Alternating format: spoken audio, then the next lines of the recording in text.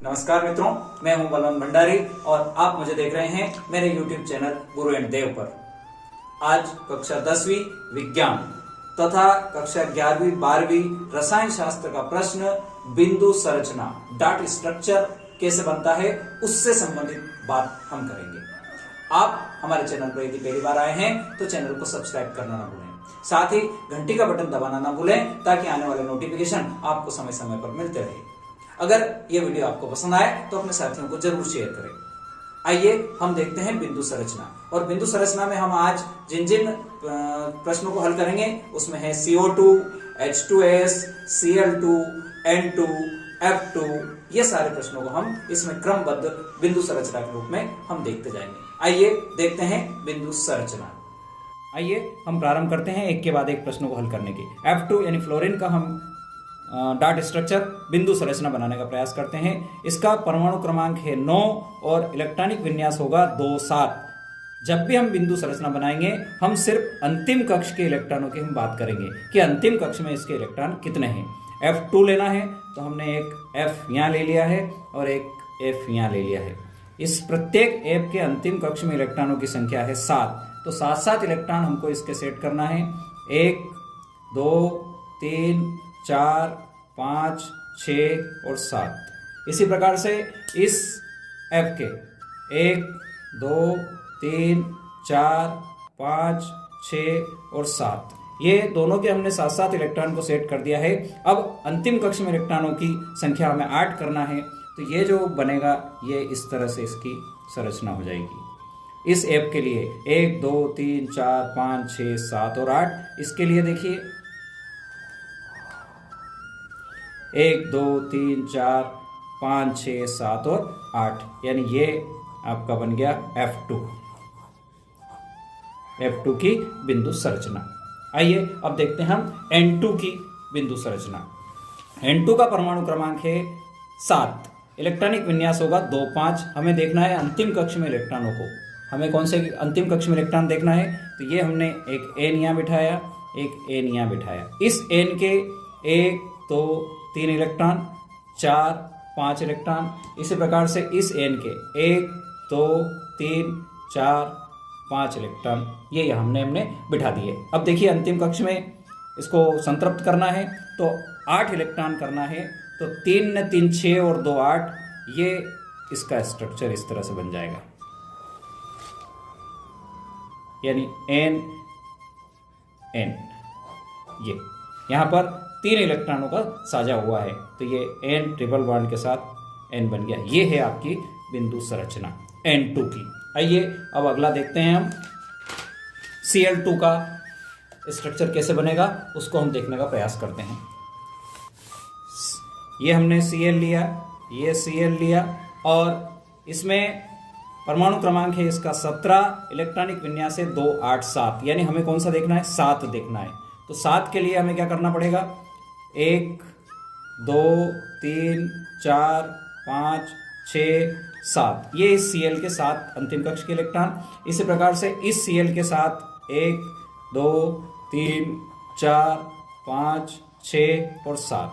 अब हमको इनको क्या करना है, अंतिम कक्ष में पूरा Cl2 बनाना है, तो अंतिम कक्ष में 8 इलेक्ट्रॉन होना चाहिए। तो ये जो सर्कल बनेगा ये 1, 2, 3, 4, 5, 6, 7, 8 और इधर से बनेगा ये 1, 2, 3, 4, 5, 6, 7, 8, यानी हम कह सकते हैं ये बन गया आपका Cl2 की ये बिंदु संरचना। ये वाली जो पूरी हमने संरचना बनाई ये बिंदु संरचना हो गई।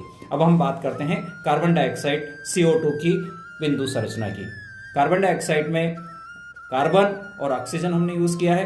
कार्बन का परमाणु क्रमांक है 6, इलेक्ट्रॉनिक विन्यास होगा इसका 2, 4 और ऑक्सीजन का परमाणु क्रमांक 8 है, इलेक्ट्रॉनिक विन्यास होगा 2, 6, यानी कार्बन के अंतिम कक्ष में इलेक्ट्रॉन है 4 और ऑक्सीजन के अंतिम कक्ष में इलेक्ट्रॉन है 6। एक कार्बन है, 2 ऑक्सीजन है, तो कार्बन को हम बीच में बिठा देते हैं, ऑक्सीजन इधर और ऑक्सीजन इधर बिठा देते हैं।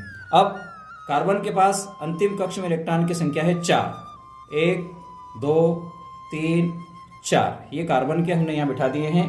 और अब हम बात करते हैं ऑक्सीजन के अंतिम कक्ष के 6, 1, 2, 3 4 5 6।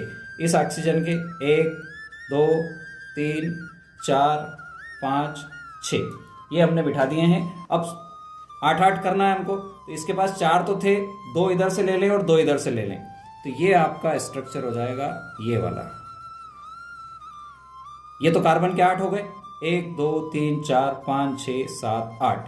ऑक्सीजन की भी 8 करना है, तो 6 इसके पास थे, 2 इधर से आ गए, तो ये स्ट्रक्चर हो गया इसका ऑक्सीजन का इस तरह से, और ये हो गया इधर से ये। यानी हम कह सकते हैं O double bond C double bond O। और ये जो हमने संरचना बनाई है पूरी, ये है इसकी डॉट स्ट्रक्चर यानी बिंदु संरचना। आइए अगला प्रश्न देखते हैं हम H2S का। H2S का हम बिंदु संरचना देखते हैं। H2S हाइड्रोजन का परमाणु क्रमांक 1, सल्फर का परमाणु क्रमांक 16, 2 8 6 इसका इलेक्ट्रॉनिक विन्यास हुआ। अंतिम कक्ष में इलेक्ट्रॉनों की संख्या है 6। तो हम 6 को किस तरह से देखते हैं? S सिंगल है तो S यहाँ ले लिया, H यहाँ ले लिया। हाइड्रोजन का 1, इस हाइड्रोजन का 1, इसके अंतिम कक्ष में 6 इलेक्ट्रॉन है, तो 6 इलेक्ट्रॉनों को हम देखते हैं 1 2 3 4 5 और ये 6, ये सल्फर के हो गए। अब किस तरह से इनको देखते हैं? 6 तो है और 2 लेना है, तो एक इधर से ले लें एक इधर से ले लें, तो ये जो घेरा बनेगा ये इस तरह से बनेगा।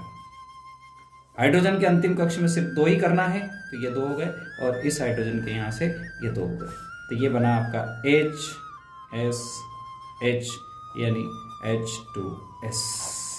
ये इसका बिंदु संरचना। ठीक है, आइए अब देखते हैं CH4 मीथेन का स्ट्रक्चर, डॉट स्ट्रक्चर यानी बिंदु संरचना।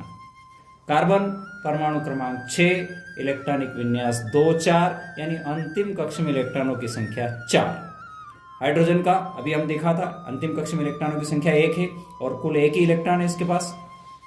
अब देखिए H4 है हमारे पास, तो कार्बन को बीच में बिठा दिया, हाइड्रोजन को चारों तरफ बिठा दें इस तरह से, और ये हाइड्रोजन का 1 इलेक्ट्रॉन हाइड्रोजन का ये, और कार्बन के पास इलेक्ट्रॉनों की संख्या है अंतिम कक्ष में 4 है, तो 1 2 3 4।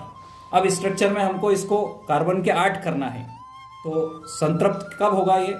तब ये 4 इसके और 4 इधर से आ जावे, तो ये देखिए ये 4 5 6 7 8।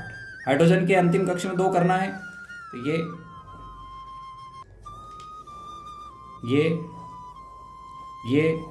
और ये, यानी हम कह सकते हैं कि CH4 ये बन गया आपका मीथेन CH4।